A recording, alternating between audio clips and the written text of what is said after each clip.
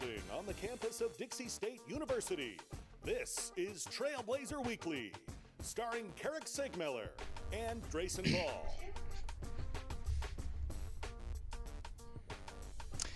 Welcome inside Trailblazer Weekly on this Wednesday afternoon. It's time for another exciting edition of the show. Of course, I'm Carrick Segmeller. He is Drayson Ball, and we have got you covered with all the latest in Dixie State athletics. The men's and women's basketball teams getting ready to head up to Salt Lake City, and crucial matchups with Westminster College, the in-state rival, and both with, well, not both, but the men's with conference championship implications, the women's with the conference tournament seed implications. Huge games coming up this weekend for the men's and women's basketball team. We'll talk about that a little bit in the show. We're going to play Know Your Foe. Last time these two teams will ever play Westminster College in a regular season format, so it's time to get to know them and get to know this matchup a little bit better. And we're also going to talk some women's track and field.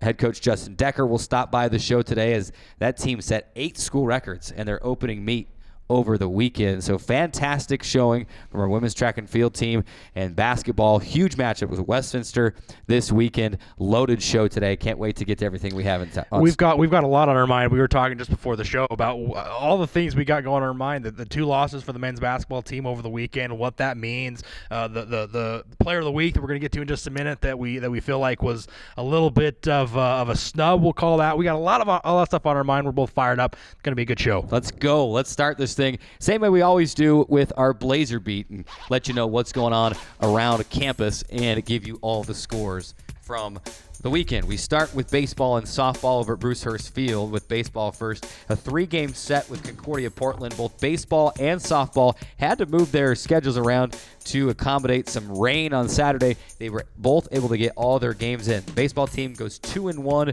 in their 3-game set against Concordia Portland, a 9-4 win, a 10-4 win, and a 2-0 loss to Concordia Portland. Next door at Carl Brooks Field, the softball team started out with a whopping 16-6 win over CSU Pueblo on Sunday, then followed that up with a 13-5 win.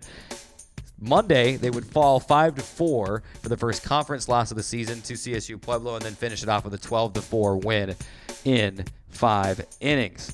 Talking about men's and women's basketball now. The teams headed to Colorado for games at Regis and Colorado Christian. The men, unfortunately, losing both of their games, 73-61 at Regis Friday night, and then 105-97 in overtime at Colorado Christian on Saturday night. The women would win 63-56 at Regis on Friday night, and then fall 57-55 at Colorado Christian in a game Dixie State had a potential game-tying shot. It went in, but it was waved off. They said that she did not have the shot off in time. Women's track, 8 school records at the Rossi Relays in Claremont, California.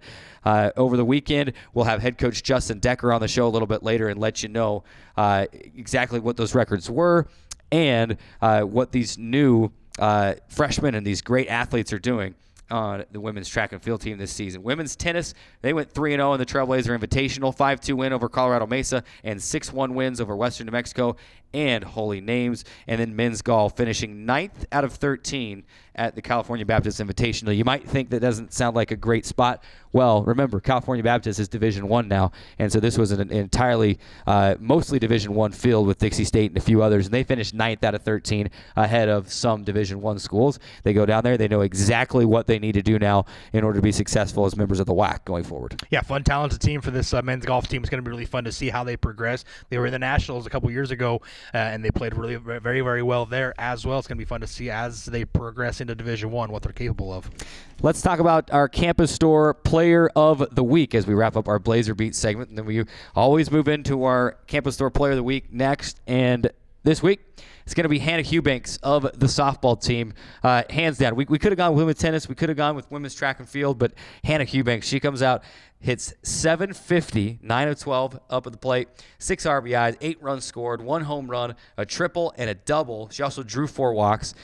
She slugged at a 1.250 percentage, and she had a 765 on-base percentage. So she did it all. So you'd think she'd be a shoo-in for the RMAC Player of the Week, right? I certainly think she should be a shoo-in for the week. You're telling me you act like she's not. She wasn't a shoo-in. She wasn't. In fact, a player on CSU Pueblo's team, not even going to mention her name, was voted as RMAC Player of the Week. Now, why is that significant? Because Dixie State beat CSU Pueblo 3-1 in the series. Wow. And Hannah Eubanks had better numbers overall than the girl that was voted Player of the Week. So that's 2 weeks in a row. So I'm a little fired up because Carissa Burgess should have been Pitcher of the Week for the second time last week, and now Hannah Eubanks getting passed up on the vote. So you're telling me that Hannah Eubanks had better numbers than the girl that was voted RMAC Player of the Week, and they had a 3-1 record over the team that was awarded the Player of the Week? Yep. Yeah, that's messed up. Better batting average, one less RBI, drew more walks, had a better slugging percentage, and a better on-base percentage. Yeah, that one's tough to swallow. Hannah Eubanks obviously played tremendous, and she's been really a really big bright spot for this team, especially coming in, not knowing where the offense would be. And as a freshman, Hannah Eubanks has come in and just absolutely carried a ton of the load for this Dixie State softball team. Obviously, women's softball. She's been tremendous, and kind of a slight that she didn't get RMAC Player of the Week, but a consolidation, I guess, if you can call it that.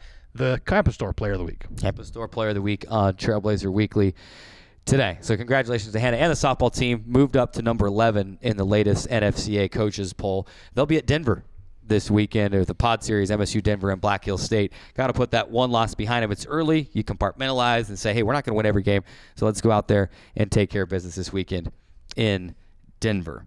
That'll do it for our Campus Store Player of the Week. Now, how about our question of the day, which will fill up the remaining time that we have left in this first segment. Drayson alluded to this as we were just starting the show. The men's and women's basketball teams went to Colorado, and they had opportunities for the women to move up in the conference standings and to really take care of business and clinch a tournament seed, which they were able to do so still, thanks to some help. But the men's team went to Colorado with opportunity, with Black Hill State losing a couple games, to clinch at least a share of the title, if not an outright regular season title, even before this matchup at Westminster this weekend, and they were not able to get it done. A combined 1-3 in those games between the two teams, including the men going 0-2, which is just unheard of. Both Regis and Colorado Christian were way out of the top 8. We're not near RMAC tournament contention. So the question is, what happened? As I was thinking about this, my favorite TV show is Psych. And there's an episode where Sean Spencer and his buddies, they wake up one morning, they just can't remember what happened the next day. They'd been drugged or something the night before. And finally he exclaims, Gus, can someone please tell me what happened last night?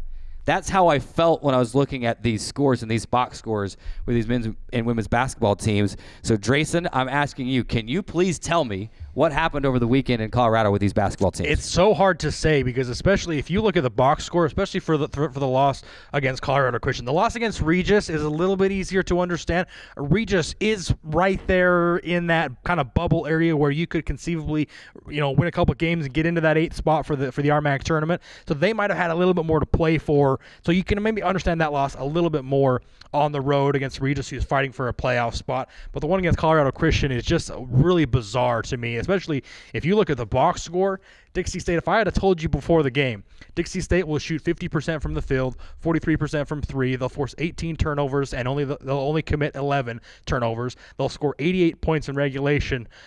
Wouldn't you say, yeah, they'll probably win by 15 or 20 against a team that's 14th in the conference. 9 times out of 10. 9 times out of 10. However, the big story against Colorado Christian, they got dominated on the glass. The rebounding was way tilted in the favor of Colorado Christian, and they were absolutely on fire from 3. And I'll get to that in just a minute. That's going to be a little tease for our Rock Canyon Bank by the Numbers feature here in just a minute. We'll get to that. But that was the biggest difference. And so it's hard to, as a team on the second night of a back-to-back against a team that really at this point has nothing to play for, they might as well try to play spoiler against you, to go out, play loose, and play free, and be able to knock down open shots and open threes when you get the opportunity.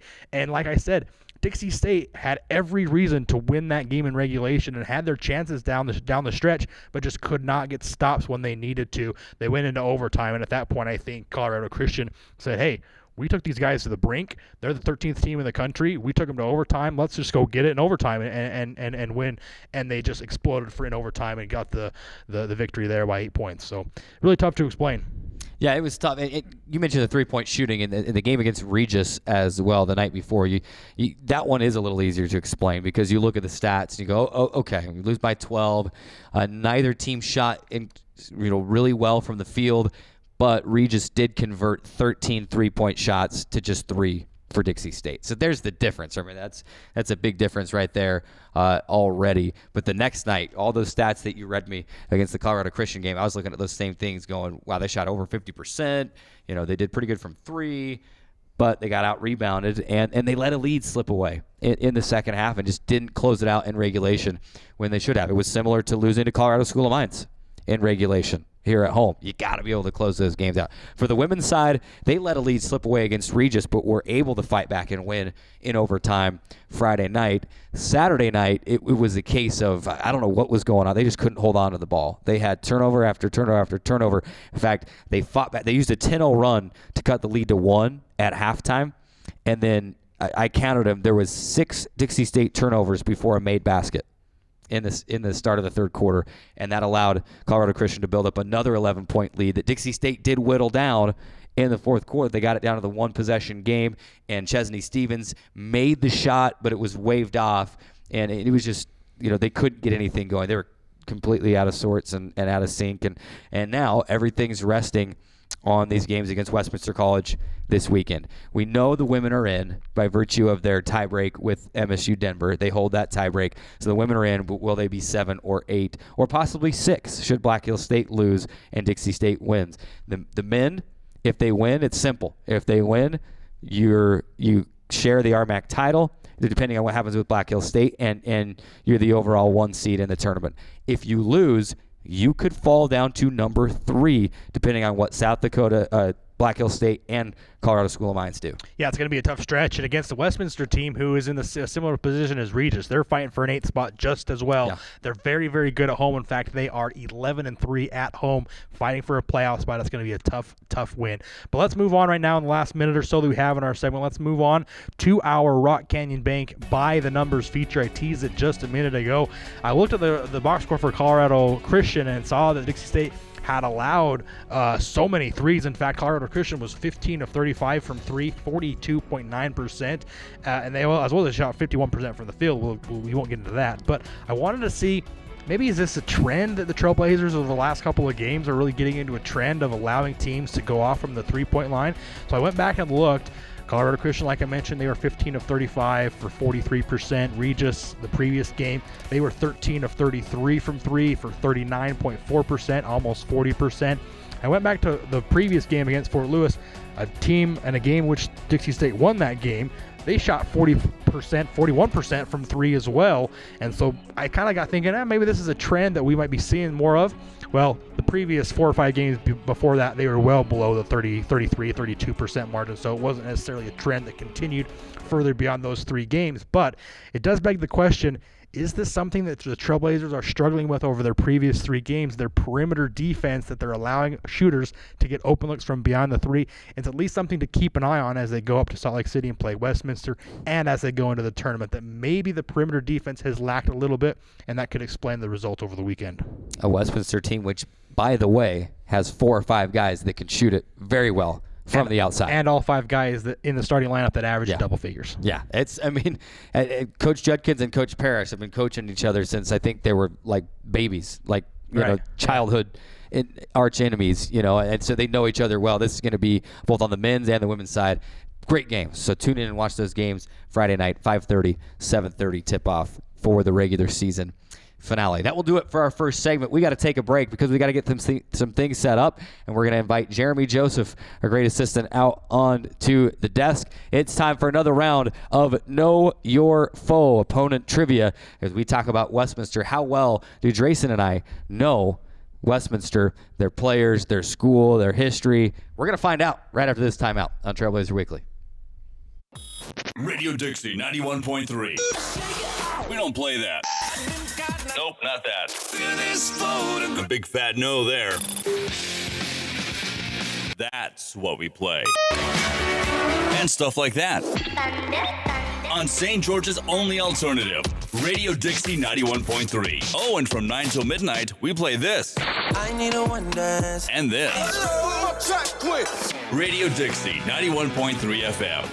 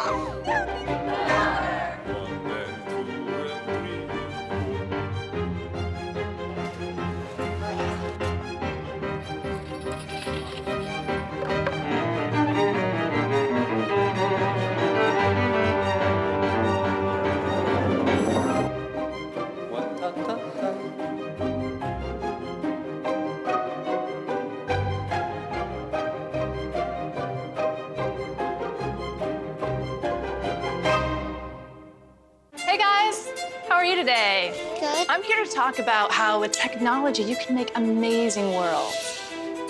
Come with me. My team and I bring the Halo world to life. Is that you? That is me. I wasn't a math genius and I knew nothing about coding. But you guys do. You guys have the power to change things. I want your job. I want you to have my job. There is a place where rocks bleed and nature blushes on a battlefield green with envy, where dimples determine destiny and a tiny wooden T holds the outcome in the balance. There is a place where friends are opponents and opponents are friends, where the prize is elusive, the conquest is captivating, and the score isn't settled till the drinks are down. There is a place.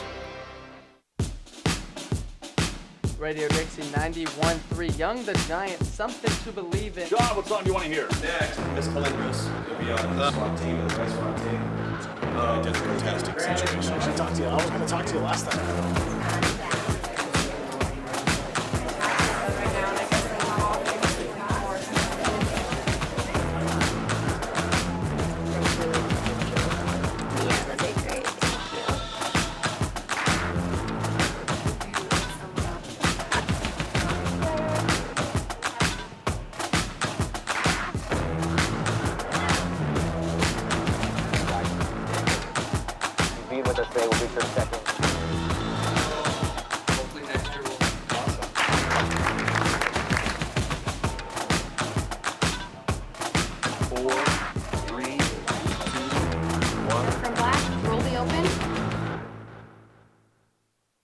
Honorary Forest Ranger Betty White here, lending a hand to my dear friend Smokey Bear. Because for 75 years, he's only said, only you can prevent wildfires. But there's a lot more to say. Like if you park your car on tall, dry grass, the hot exhaust pipe can start a wildfire. So keep the animals safe, especially the cute shirtless one.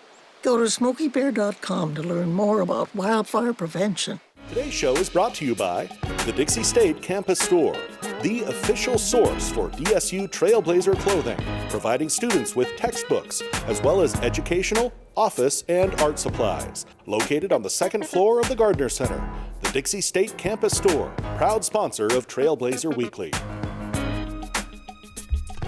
Welcome back inside the Jennings Communication Building on the campus of Dixie State University. It is Studio A, and that is Trailblazer Weekly, as we transition into, I'm just going to say it, my favorite segment. I love these trivia games. I love, especially when we get our students involved out here as well. We welcome Jeremy Joseph back out into the studio and onto the desk as we go with Know Your Foe Trivia Challenge, Westminster style, as both men's and women's basketball, with huge games.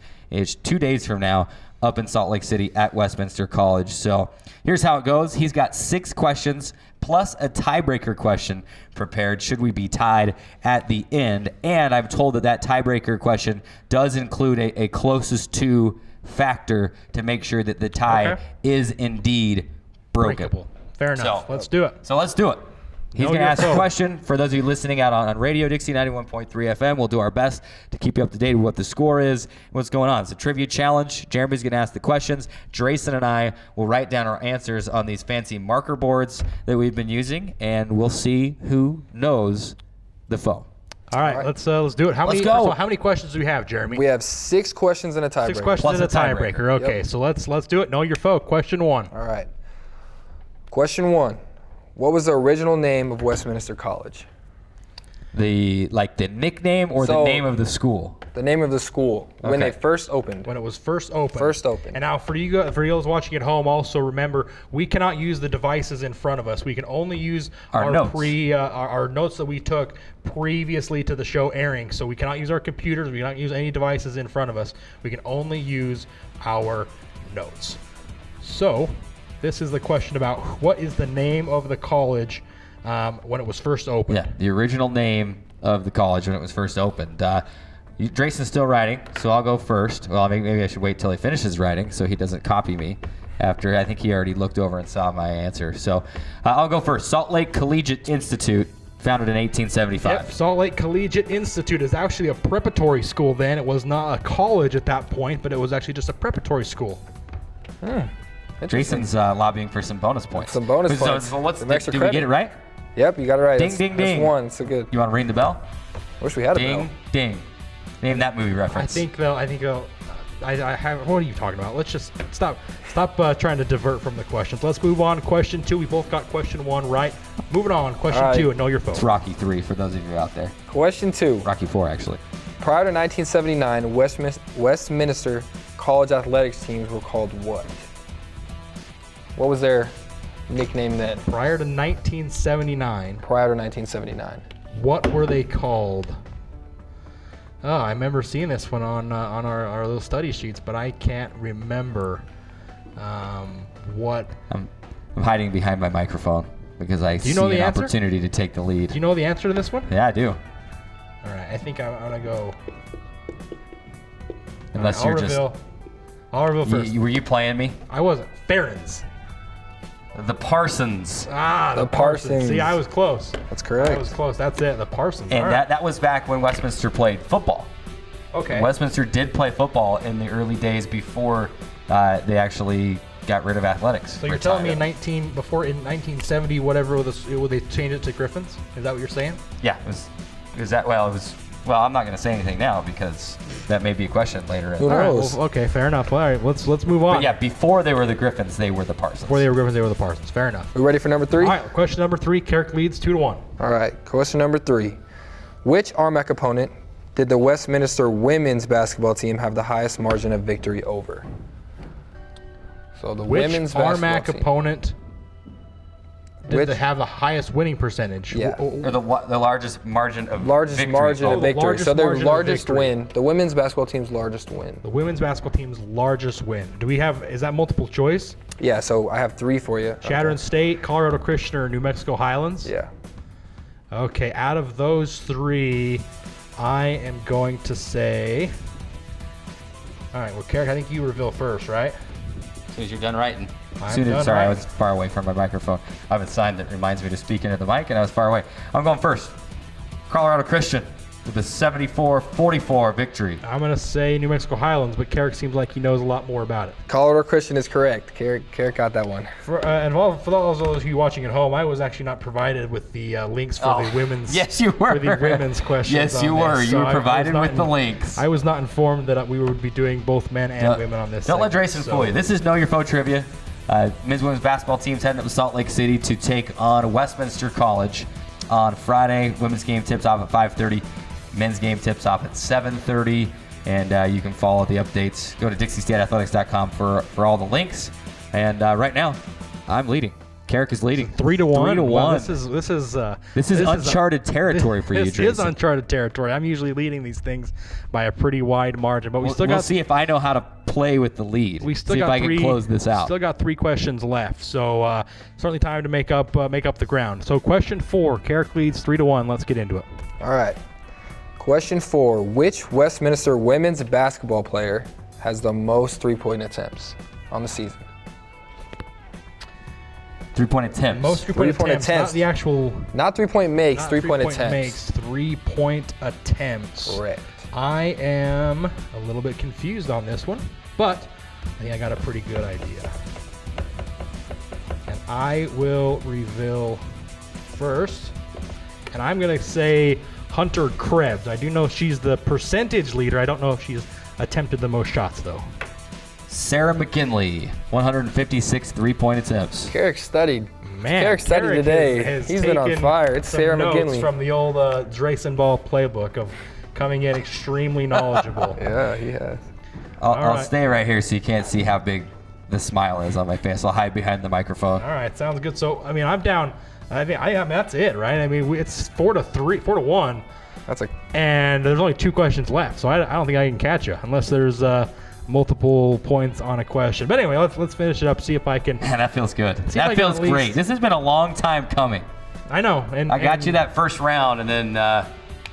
Well, that first round is still under review pending. Like the Houston Asterisks. It's still under review pending further investigation by Major League Baseball. Well, something like that. Was I using garbage cans and video cameras? Well, not exactly that, but I think you definitely had the benefit of a pretty favorable judgment panel. So that one's still under protest. A win is a win is a win, my friend. Well, I think 29 teams in Major League Baseball would dispute that. So anyway, let's move Touché. on. Question number 5, right? Carrick leads 4-1 on Know Your Foe. Dixie State and Westminster matching up men's and women's basketball this Friday.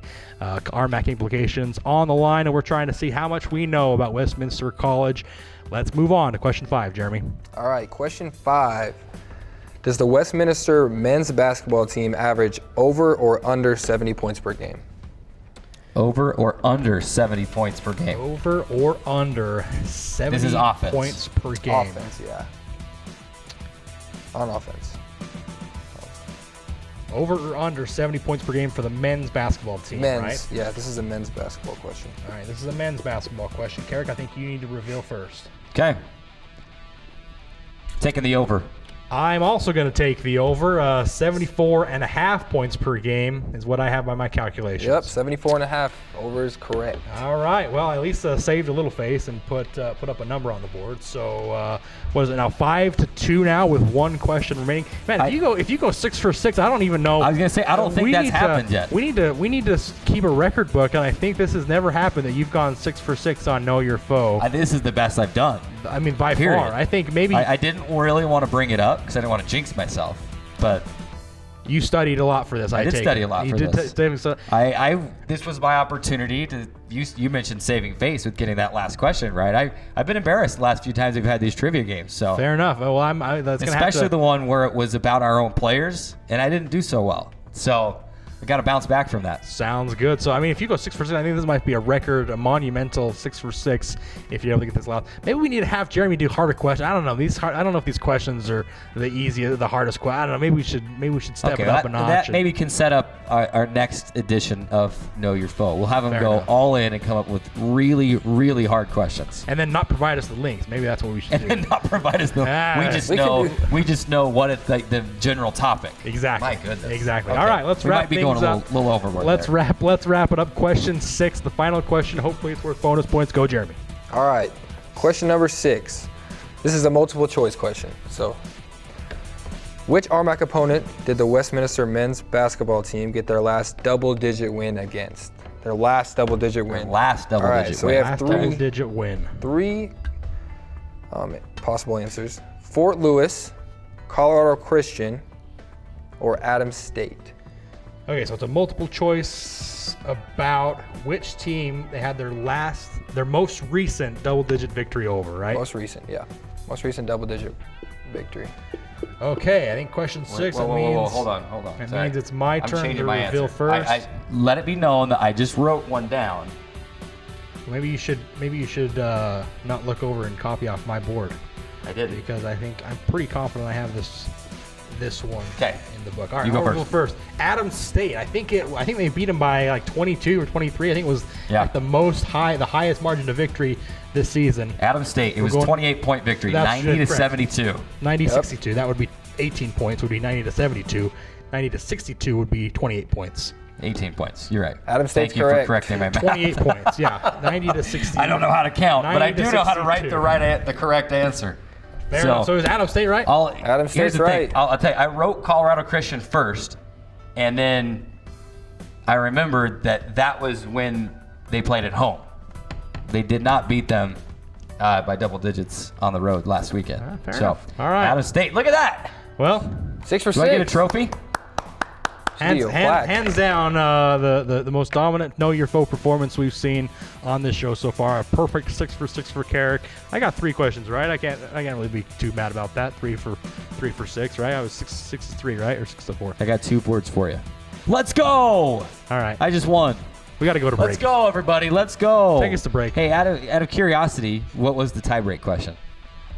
I'll pull it up for you. It was so the men's and women's teams combined field goals attempted. So combined field goal attempted. Let's take a guess. Don't write it down. Just give us a guess. Combined field goal attempts. Yeah. I'm gonna say 1,200. So combined on the season. On the season. On the season. So 1,200. I'm gonna say 1,200. I mean, that's got to be at least over 2,000, or at least probably over 2,500. I don't.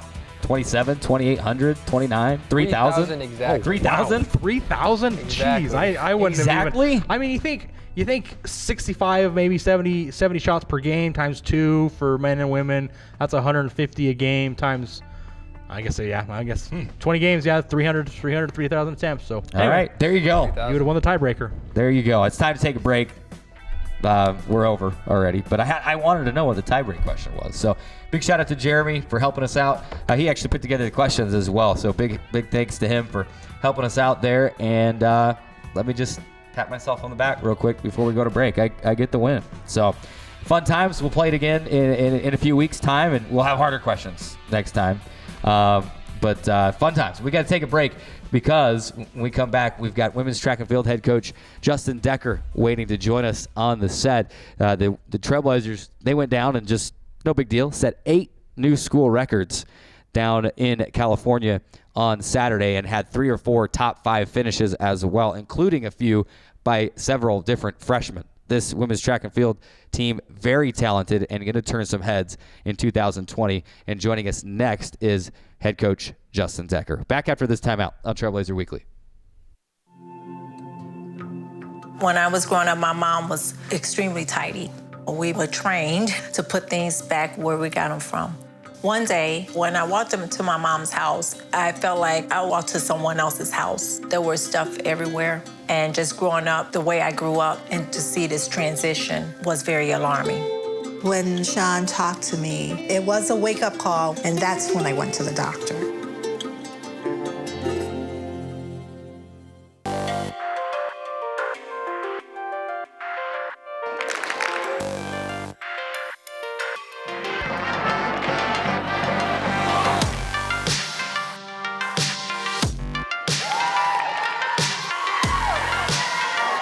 Let's go. Take the ball out there.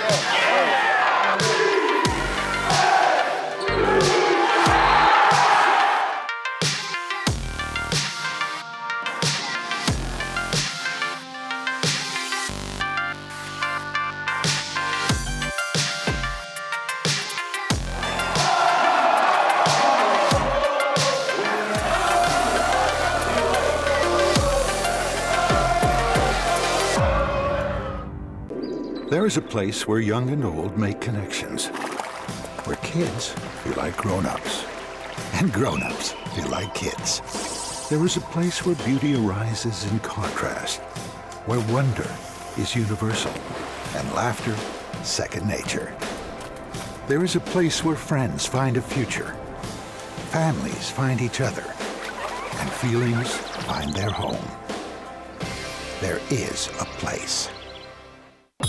Radio Dixie 91.3. We don't play that. Nope, not that. A big fat no there. That's what we play. And stuff like that. On St. George's only alternative, Radio Dixie 91.3. Oh, and from 9 till midnight, we play this. I need a one dance. And this. Radio Dixie 91.3 FM. Tell me not in mournful numbers, life is but an empty dream. For the soul is dead that slumbers, and things are not as they seem. Art is long and time is fleeting, and our hearts though stout and brave, still like muffled drums are beating, funeral marches to the grave. In the world's broad field of battle, in the bivouac of life, be not like dumb-driven cattle, be a hero in the strife. Lives of great men all remind us that our lives can be sublime, and departing, leave behind us footprints on the sands of time. Footprints that perhaps another, sailing over life's solemn main, a forlorn and shipwrecked brother, seeing, shall take heart again. Let us then be up and doing, with a heart for any fate. Still achieving, still pursuing, learn to labor and to wait.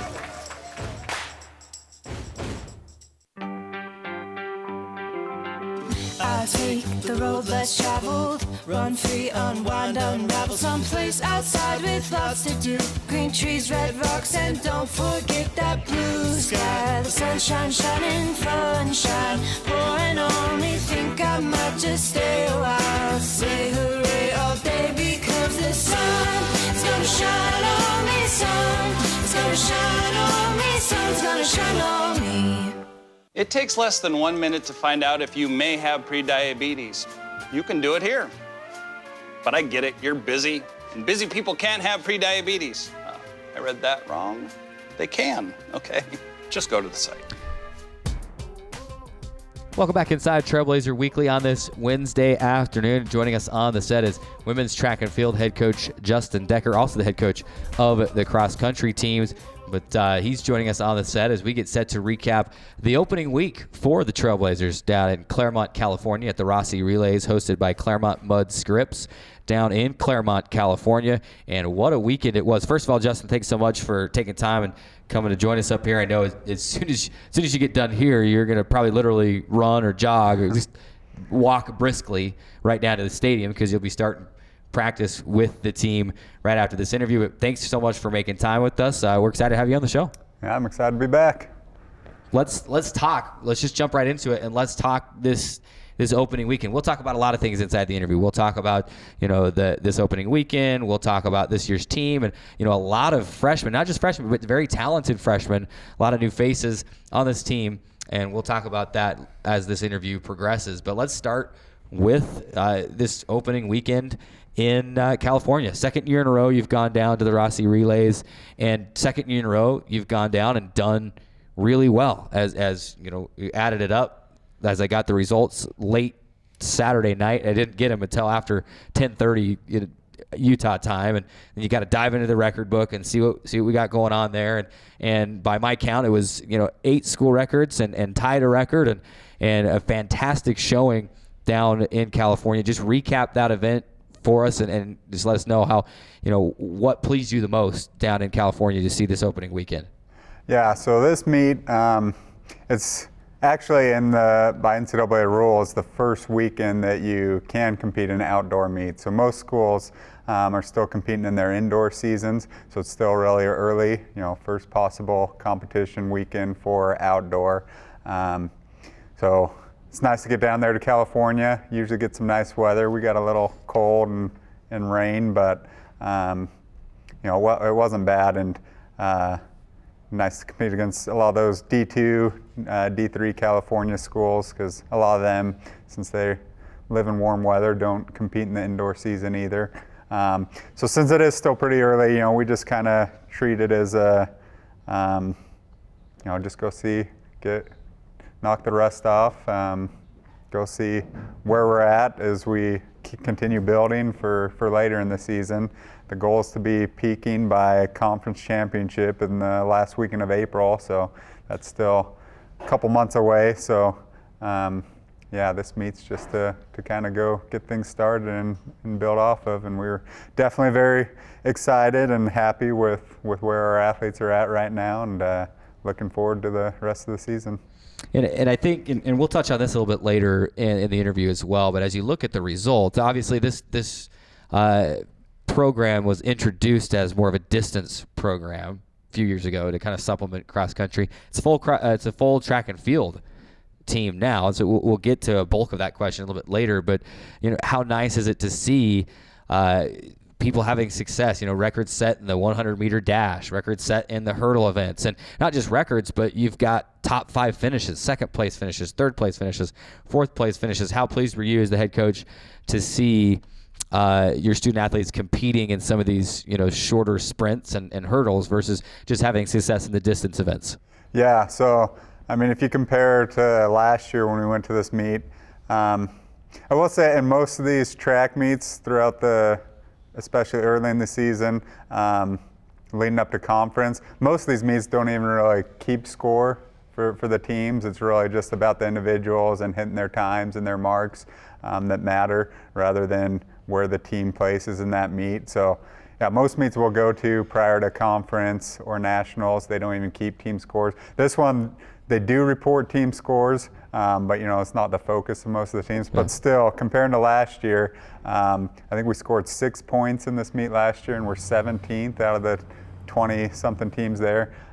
This year, we're at 57.5 points in third place out of the teams there. So humongous difference, and there are a couple of reasons for that. One, we are competing in more events now, which is nice for more opportunities to score those points. But the bigger reason is just the athletes we have this year. We've added several, phenomenal athletes that are, you mentioned several that were their top 3, top 5 finishes in this meet, even coming from freshmen, and it's a risen to a whole new level this year from where we've been at the past couple of years, starting things out. Well, Coach, I'm glad you mentioned the freshmen that you have brought into the program, and I was going to bring that up. If you look at the results from this last meet, it's just laced with freshmen. Freshman Abby Monson, freshman Kiara Lamoureux, freshman Brenda Southwick, freshman J.C. Smith, freshman Kennedy Peck, Rachel Myers. It's just laced with freshmen, and obviously for a program that's as young as the track and field program that it is, it's got to be nice to have a lot of those freshmen that's coming in, especially at a time where Dixie State is transitioning into Division I, where you have so many young, talented athletes coming into your program as freshmen that can help build this program as it moves into Division I. Yeah, and a lot of that, when we're starting competing in events like, we haven't been competing in the throws, we haven't competing in the jumps. So a lot of those field events that we haven't even been doing, kind of didn't have any other choice but to go and get a bunch of freshmen. But they did very well. And, so Abby Monson, she's a local girl from Desert Hills, but she's going to have a chance to be all conference by the conference in the RMAC, where we know how strong they are in cross country and track and field, one of the top in all of Division II. To be able to go out and compete for a spot as all conference as a freshman is pretty amazing. So several others though that we're relying heavily on. Coach, I mentioned the transition to Division I, and obviously you've got some Division I type events on your schedule. Obviously, UNLV at the end of March, UVU at the end of March, and then beginning of April, Utah and Weber State. All Division I programs, you'll be able to race against Division I competition at those events. How excited are you for those events to kind of see where you meter up as Division II with other Division I programs, knowing you'll be in the same boat next season? Yeah, and that's kind of what we have been doing the last couple of years. More than anything else, it's they're kind of the closer meets to travel to. We have a handful of Division I schools that are closer in location to us than the nearest D2 schools, where we either have to go to Southern California or Colorado. But it is nice to where other sports might be having a completely new schedule next year as we go D1. Our schedule is really not going to change that much because these are the meets we have been going to. And it just helps prepare us for that higher level of competition, because when we get to that RMAC championship, there's several athletes there that are D1 caliber athletes, and it's a super strong conference. So competing against those other D1 athletes throughout the rest of the season just helps us prepare for that. We're chatting with women's track and field head coach Justin Decker here on Trailblazer Weekly. And Coach, we mentioned some of the freshmen.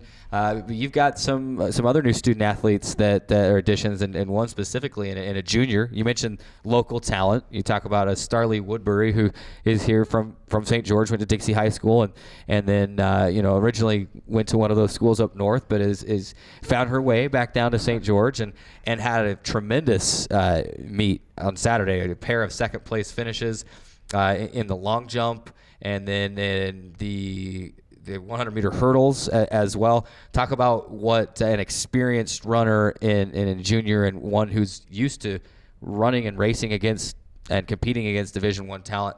How big is that for not only this year's team, but next year making the transition as well? Yeah, I mean, we were extremely fortunate to be able to get to Starlee here. We obviously know her well from watching her in high school. She was Dixie High School graduate, so just a couple of years ago, seeing her compete locally. And she had a great 2 years at Weber State. She was there 2 years and was both freshman and sophomore year there. She was the Big Sky conference champion in the 60-meter hurdles. And indoor, they do 60-meter hurdles instead of 100 that they do in outdoor. But last 2 years, she was Big Sky conference champion in the 60-meter hurdles and indoor. So, she's, not only for where she stands in D2, but she was a high-level athlete in D1. So to get her here this year and competing for us our last year in D2, she has a chance to really go and do some amazing things. Obviously, we had Billy go to nationals last year, so goal is to have more than just one athlete get to nationals this year, which would be really exciting. And for where our program is only a couple years old. Yeah, and we didn't forget about Billy, we promise. But she just ran in the 3,000 meter, and that after this last meet, I mean, that won't even happen again, right? She'll be in the 5K and the 10K and dominating up there. I did want to ask you though, as we kind of run out of time here, a couple more minutes left in the interview with head coach Justin Decker of the women's track and field team. With this transition to Division I, there's been a lot of planning and even just staying. If we were staying Division II, that this change would have been needed to have been made as well. You've added more staff to help you. You've got Dace Golding helping with sprints and hurdles and relays. You've got Sadie Iono, hope I said her last name right, helping with throws. You've got Elizabeth Cook, a former Dixie State student athlete, helping with distance, and your dad Ross, who helps with cross country, he's helping with distance as well. A couple other volunteers in there as well. Talk about what a difference it's made to have more assistants, especially if you've added more of these field events. Talk about the difference it's made to be able to have more help and be able to split off and to work on things individually at practice.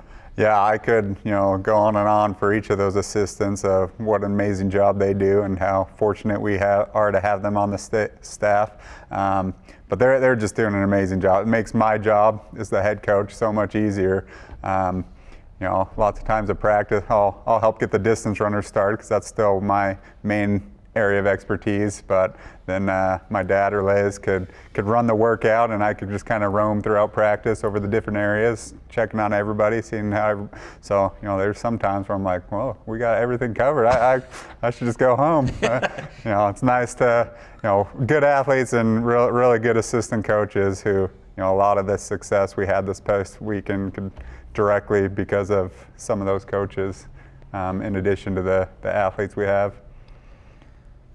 Well, Coach, we appreciate you stopping by. Like you mentioned, this was a pretty early, the first weekend that you could even get out in competition and outdoor, as most conferences finishing up their indoor schedule in the track and field. The next meet down at UNLV in Las Vegas, and then back up north for UVU, and then Utah, Weber State, and then back down to California for a couple meets in April. And before we know it, the RMAC Championships will be here as well. So we wish you the best of luck throughout the year, and we can't wait to see what these student athletes continue to do, because we know that's just the first meet, and we know that we're going to see improvement, and we're really impressed by this team. We appreciate you stopping by and chatting with us about them.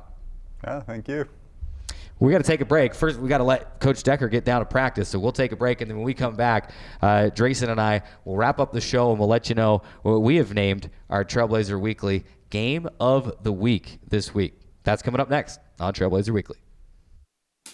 1 in 3 adults has pre-diabetes. 1 in 3. That means it could be you, your favorite brother, your other brother, you, your football buddy, your football buddy, you, the boss's boss. If 1 in 3 adults has pre-diabetes, that means it could be you, your barber, your barber's barber. Nice work. Thanks. You, your plumber, Breathe right into your foot. your plumber's masseuse. Yes. You, your dog walker, On your left. your cat jogger. Or you, your co-pilot, your co-pilot's co-pilot. While 1 in 3 adults has pre-diabetes, with early diagnosis, pre-diabetes can be reversed. Take the risk test at doihaveprediabetes.org to know where you stand.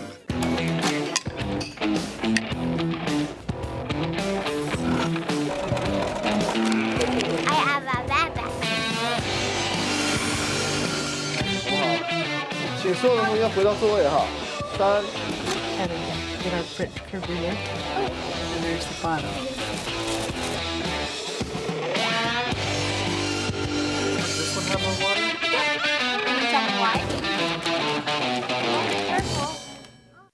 Hey, Kevin, you thinking about retirement? I'd love to, but I'm pretty busy with all this. Yeah. Hey, let's meet our retirement coach, Avo. A is for taking action. Not anxiety? No, Kevin, you're gonna be fine. You sing? Barely. V is for variety. And you dance? Sort of. Come on. O is for optimize your savings. Let Avo lead the way. Visit aceyourretirement.org today. Nice. Thanks. Where do you find the titans of classical music in St. George?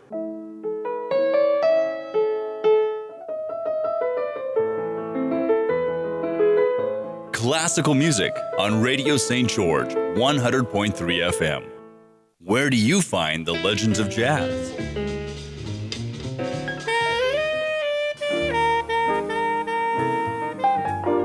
Evenings on Radio St. George, 100.3 FM.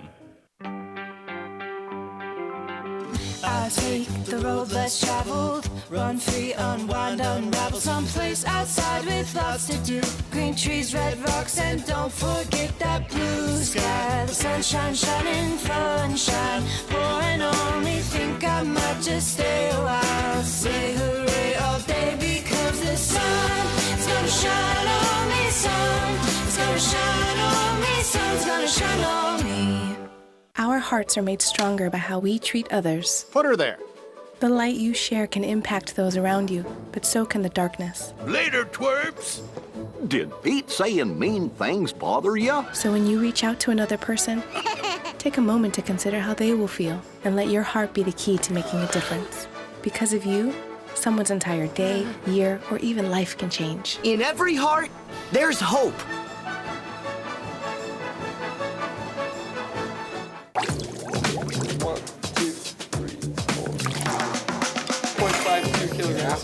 This graph is square. Pretty close. Artemisia is all the sagebrush, but there's your needle and thread. Which one is this? Come down. Turn, please. Right. Sodium carbonate.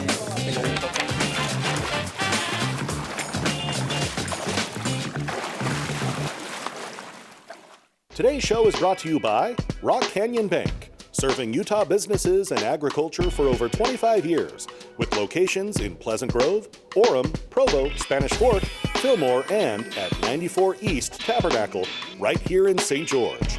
Rock Canyon Bank, back to banking. Member FDIC, equal housing lender. Welcome back inside Studio A, inside the Jennings Communication Building at Dixie State University. It is Trailblazer Weekly, and it is time to put a bow on the show and wrap this thing up in another fun show as we played Know Your Foe. And again, another pat on the back for me. I had to bounce back after some lousy showings the last couple of times we've had our trivia games, and so it felt good. It feels nice. That's the cliche question that a lot of reporters default to in sports. Hey, how does it feel And I think I even asked Coach Decker the same type of question. But I'm going to ask myself, hey, Carrick, how does it feel to have bounced back and won in blowout fashion? Feels great. Feels great, Drayson. Is this what you feel like all the time? The way I feel, just having lost, know your foe. Is this how you feel like? That's how it feels. Is this how, all the time? All the time? Okay, all right. Well, soak it in, drink it up, because that's how it's going to be the rest of the year. Okay, well, fair enough. All right, the stakes have been thrown down. The gauntlet has been unleashed. Good discussion about men's and women's basketball earlier in the show. About what happened over the weekend in Colorado and what needs to be fixed going forward, and maybe it's not so much to be fixed, but to remember to do. Just some things that were not done as crisp and as efficient as they've been in the past. So great stuff there. Good stuff with Coach Decker. I'm really excited about this women's track and field team as they've grown from just distance track to now field events. And appreciate him taking time out of his schedule right before practice. But they've got, I mean, you want to talk about, it's almost March. We can start talking about Cinderellas and dark horses. And this women's track and field team is a dark horse for one of the better teams from Dixie State in the spring. You're going to see some great stuff from this team. So keep an eye on that women's track and field team. Yeah, it's going to be fun to watch them. Obviously, we know that they're young as a program, but they're very, very talented. They got a lot of incoming freshmen that are going to just blossom and bloom as they go into Division I. Time now to name our Trailblazer Weekly Game of the Week. And if you didn't know what it is already, then you haven't been following Dixie State Athletics very closely. We have a certain team that has been in first place pretty much the entire conference schedule, and it's had some help from another team losing a couple of games and another team beating that team. It's the men's basketball team. They've got an opportunity to go up to Salt Lake City this Friday. I almost said Wednesday, but that would be today. They're not going up there tonight. They will be up there Friday for the game against Westminster and a game with a conference title on the line. You could possibly win it outright if you win and Black Hill State loses. But even if Dixie State wins on Saturday or on Friday, they clinch a share of the RMAC title, and more importantly, they get the overall 1 seed in the upcoming RMAC tournament, which means if you survive the quarterfinal round, you host the semifinals and the finals. Huge stuff on the line Friday night. It's in-state rival. It's Dixie State. It's Westminster. The coaches have been coaching against each other forever and a day, and this is a team that it seems like these matchups have brought out the best consistently in Westminster's best players. Yeah, and it's going to be an absolute dogfight for Dixie State. I mean, you talk about this is what you dream about when you're a kid growing up in your backyard, having your team go on the road with a chance to win a conference title, a chance to get the number 1 seed in the tournament. You got to go up, and it's going to be an absolute dogfight against the in-state rival against Westminster. That being said, the Trailblazers have their hands full. It's not one of those preconceived things. You're going to go up and you're going to win against a team that's inferior. That's not the case. Throw the records out the window. It's a team that is very, very good at home. They do not lose at home. 11-3 are the Griffins so far this season.